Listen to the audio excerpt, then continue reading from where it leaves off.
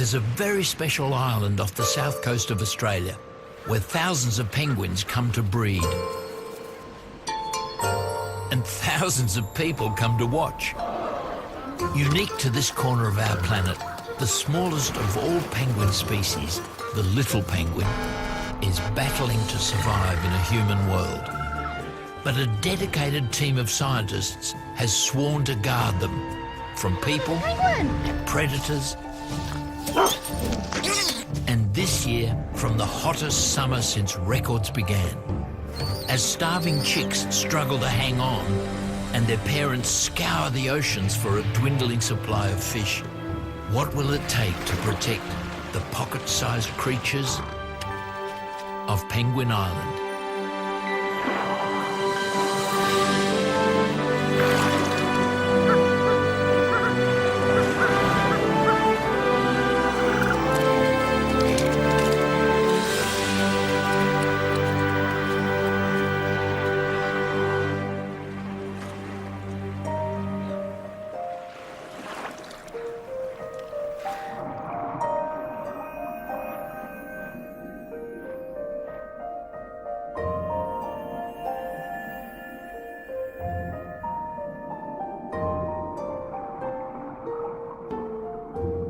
Late in the afternoon, and the last chance for a little penguin called Bluey to grab a bite to eat before heading home for the night.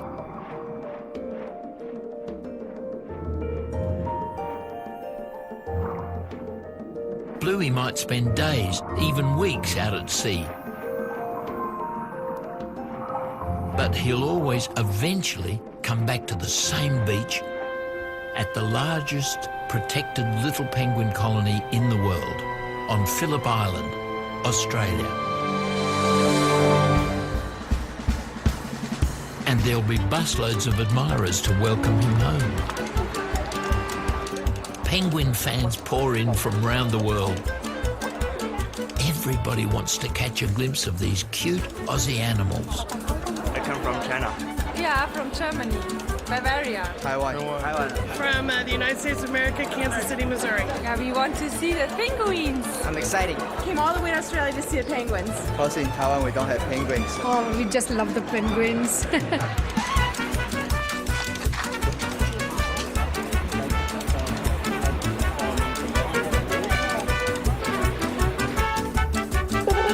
For the last few hours have actually been forming groups called rafts. And the reason they form these groups is for safety in numbers. So if I can ask you all to please be nice and quiet and stay seated and watch these little penguins coming ashore.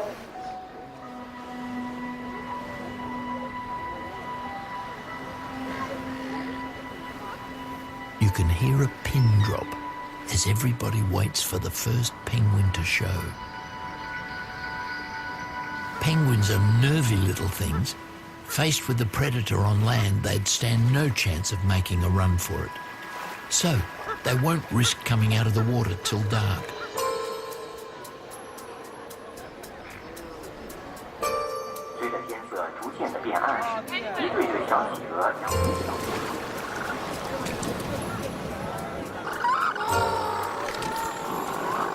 Amazingly, the quick dash across the beach that Bluey and his pals make every night generates a cool 16,000 tourist pounds each year. And that's for every penguin. Once the penguins go off stage, the audience return to their comfy hotels. What they don't get to see is this: the remarkable private life of Australia's little penguin.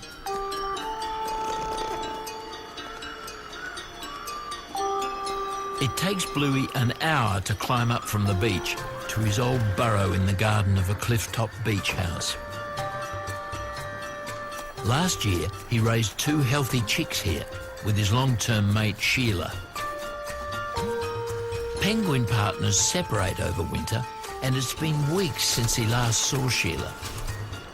Now spring is coming, penguins return to the colony to meet and mate near their old burrows. But there's no sign of Bluey Sheila yet.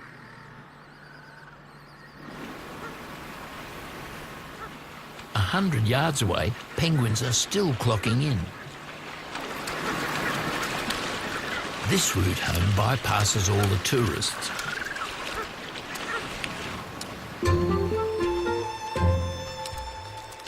Right at the back, a weary female begins the long hike up the cliff. Penguins have an acute visual memory for landmarks at sea and on land. She's picking up the pace. She remembers her way home.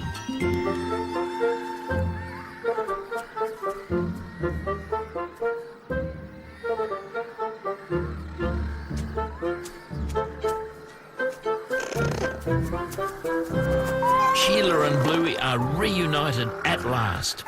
They celebrate with the little penguin's unique courtship shuffle and then get down to business, starting a new family. The penguin breeding season has officially begun.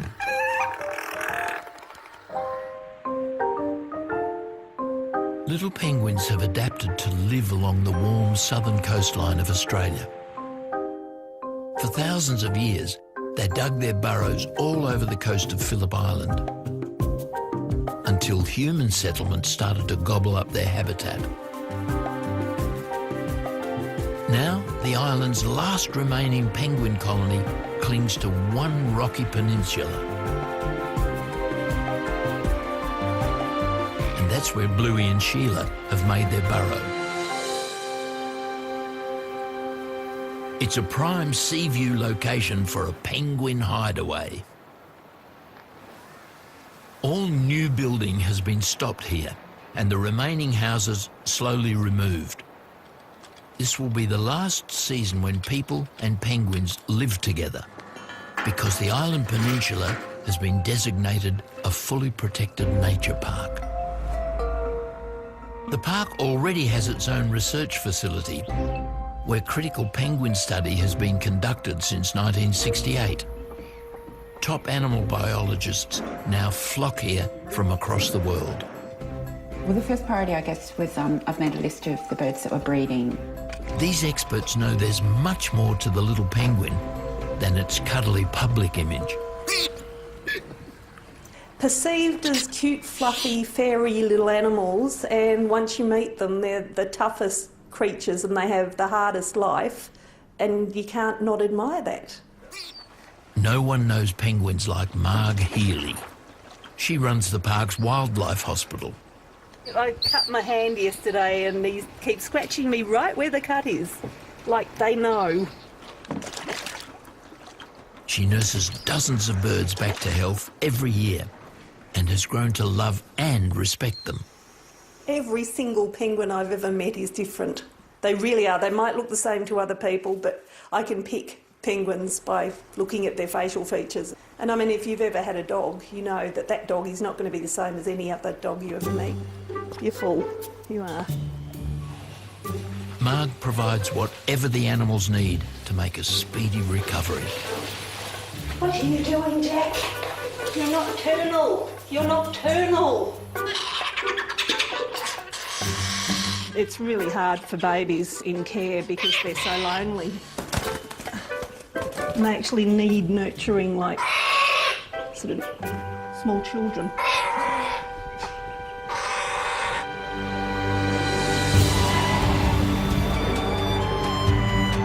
Springtime on Penguin Island means love is in the air.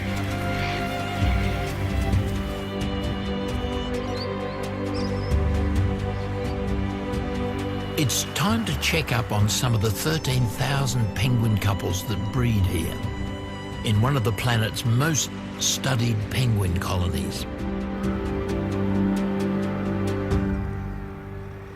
Field researcher Leanne Renwick examines Bluey to see if he's got what it takes to raise a new penguin family. This male weighs almost 1.5 kilograms. So for an adult male at this time of year, that's a really nice weight. She's big and fat and healthy.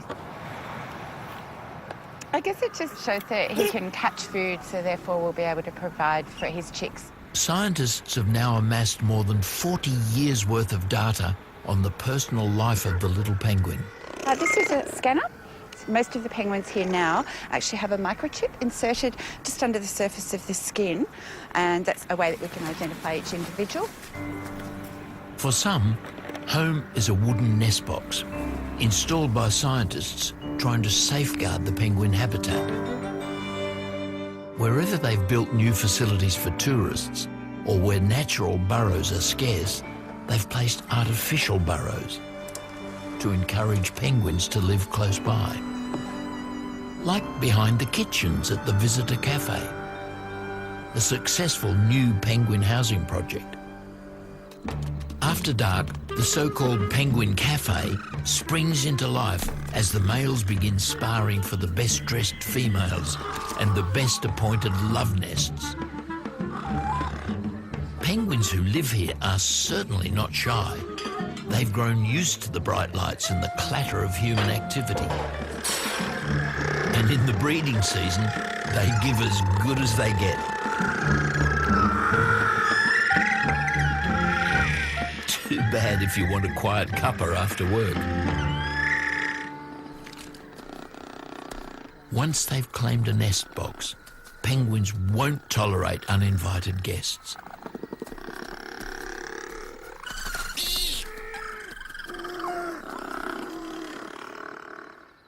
This is Rocky.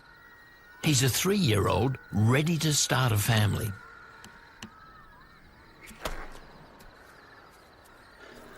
He's fitted out an A1 love nest. Now he just needs someone to share it with. Being a bit on the chubby side is the secret to attracting a mate. It shows you're a successful fisherman and can provide for a family. Tonight, the boys are scoring left, right and centre.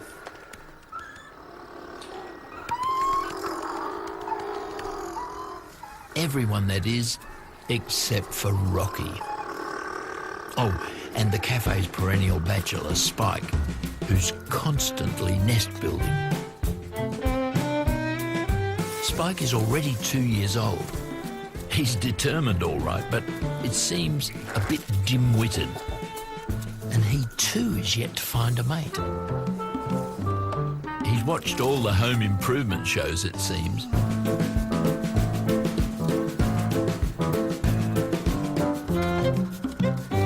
He thinks he's quite the catch.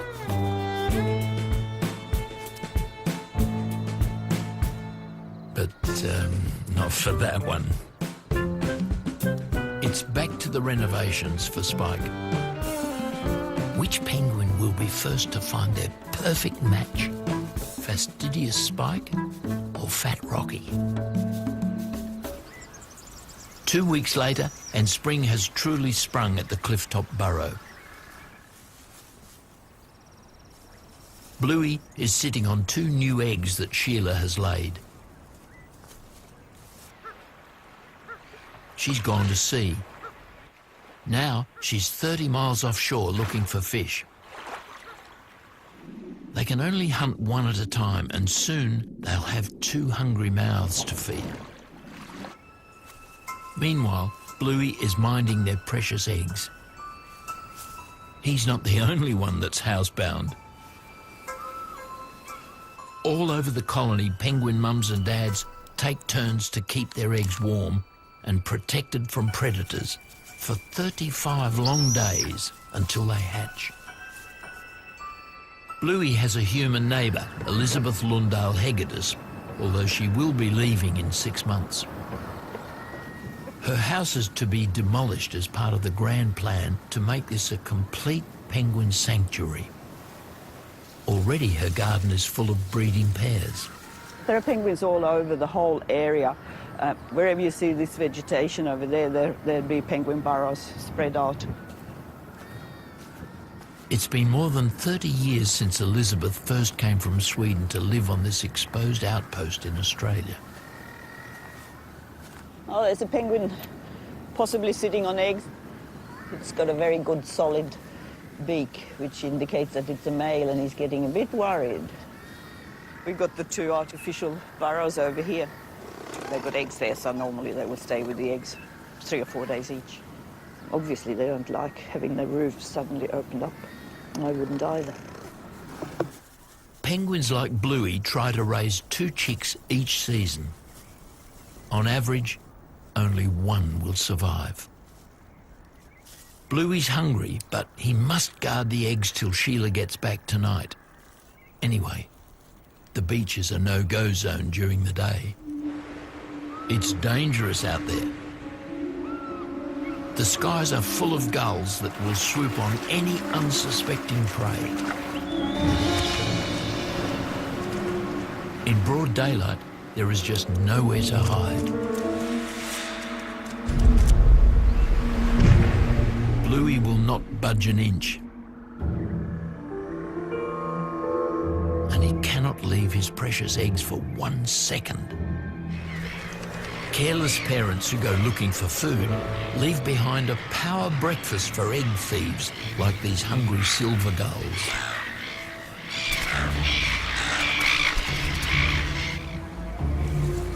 Even copperhead snakes will case a penguin burrow on the off chance of a quick feed. But not on Bluey's watch.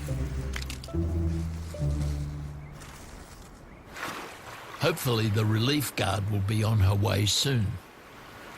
Penguins are starting to raft up before coming ashore.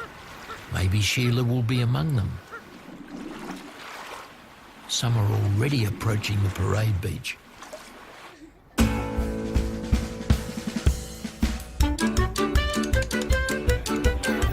Like many island locals, Elizabeth works here as a parade guide. You know that it's not till 7:15? Yeah. Yeah, good. As long as you don't... They sort of looked expectant, and they've got another 25 minutes to go before somebody's going to turn up. But there's a catch to this line of work. Pesky people, mostly. The penguins are always nice. Even when they bite you, they've got a good reason for it. So now you get the stampede. And you go sideways up, and no penguins come up in them.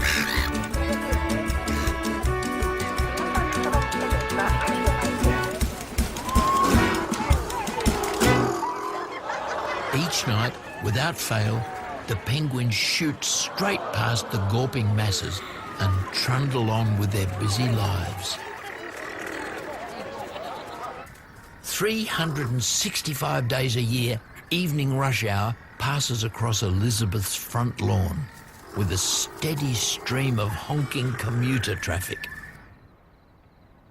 Bluey waits patiently for Sheila. Fossil records show that at least 65 million years ago, penguins traded in their wings for flippers, which means the only way up those cliffs is on foot. For many, it's a half a mile to reach their burrows. That's a huge trek if your legs are only 2 inches long. Meanwhile, back at the Penguin Cafe, a group of eligible females arrives. With any luck, one will be Spike's perfect match.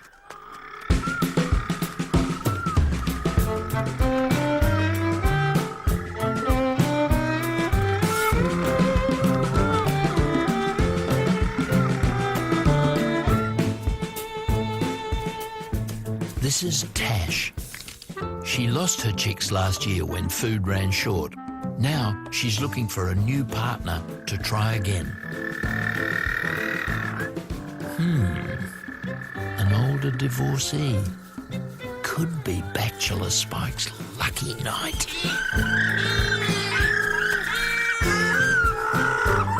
Courtship is notoriously rowdy.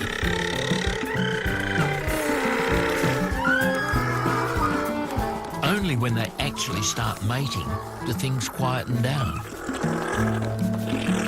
Penguins don't have external sex organs like mammals. It's believed that Spike's flipper beating and back massage stimulate Tash.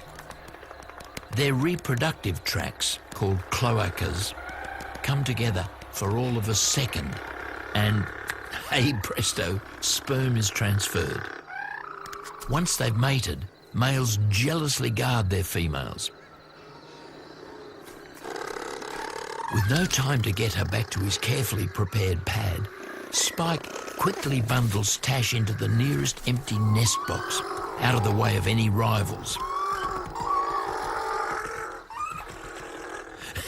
It takes a moment for young Spike to realise that nest box is not in fact empty. And that flipper beating sound coming from inside is a really bad sign. Spike can only take so much. Suddenly it's pandemonium at box 162.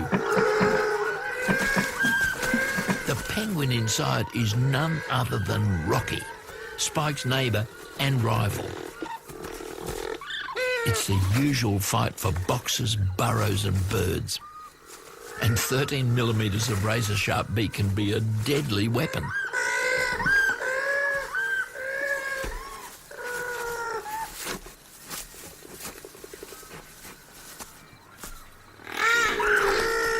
The fight continues outside. And just when the fellas are flagging, Tash rushes out and joins in.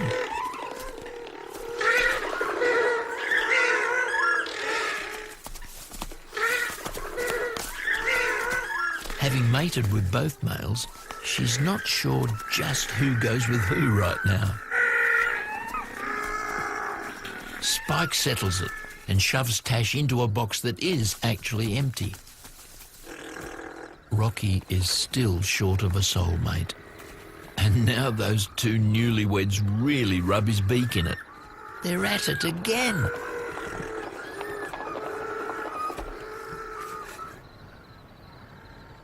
Not far away, in Elizabeth's garden, Bluey, the loyal dad left to guard the eggs, is still home alone, waiting for his partner Sheila to return from her fishing trip. And then something starts to stir beneath him.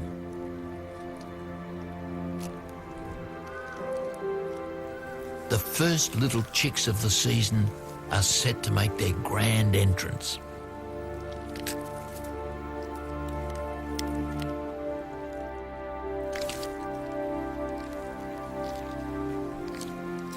With a birth weight of just 45 grams, Sammy, the first hatchling, must try and eat his way to more than a kilo to increase his chances of survival at sea. He and his little brother Tom are very hungry now, but their father hasn't eaten in days. They need their mum, Sheila.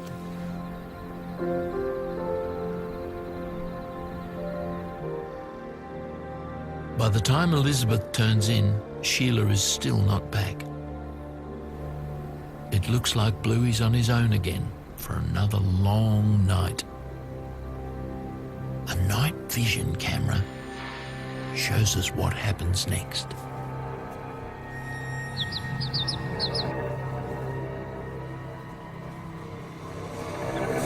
A fox has got in behind Elizabeth's house.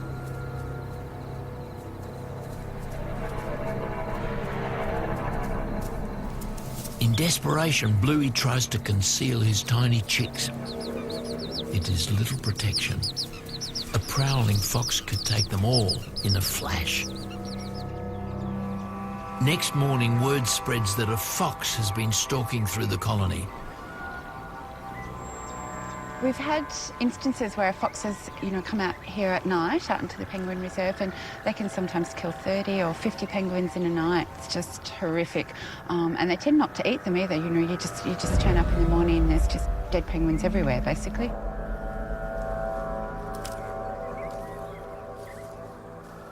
They soon find evidence of the predator's killing spree.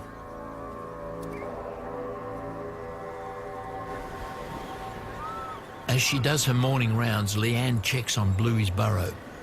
I actually think that I can hear tiny little chicks. Bluey and the chicks have escaped the fox, for now. This chick is probably about a day, one or 2 days old. And hopefully Sheila will make it back to feed her hungry family.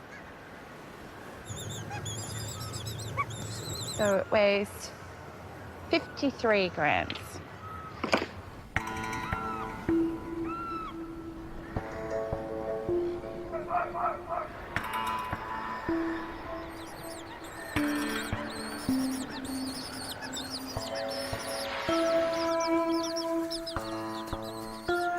The little hatchlings won't last another night. They desperately need their mother home with food. But first, she'll have to make it past the fox. Penguin parents scurry home as quickly as they can.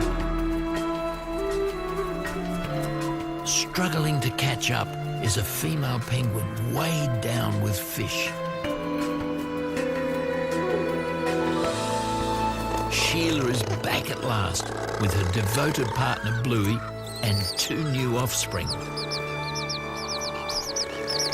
From now on, the couple will take it in turns to babysit, heading off for 1 or 2 days at a time to find fish. And Bluey can at last go and feed himself. The kids are not the only ones who are starving.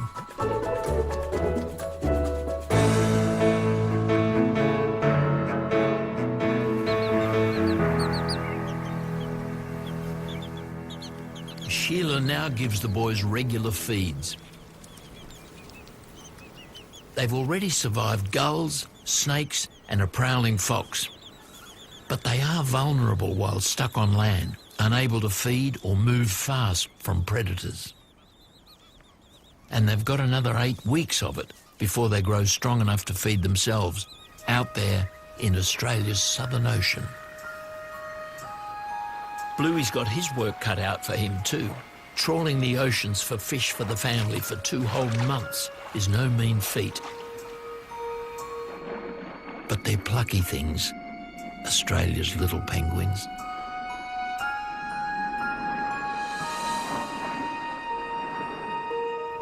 Next on Penguin Island, chicks Sammy and Tom are old enough to be left home alone. It's time for the 2 young brothers to meet their fans. But sometimes people and penguins come too close. Then all of a sudden, there's a life to save on Penguin Island.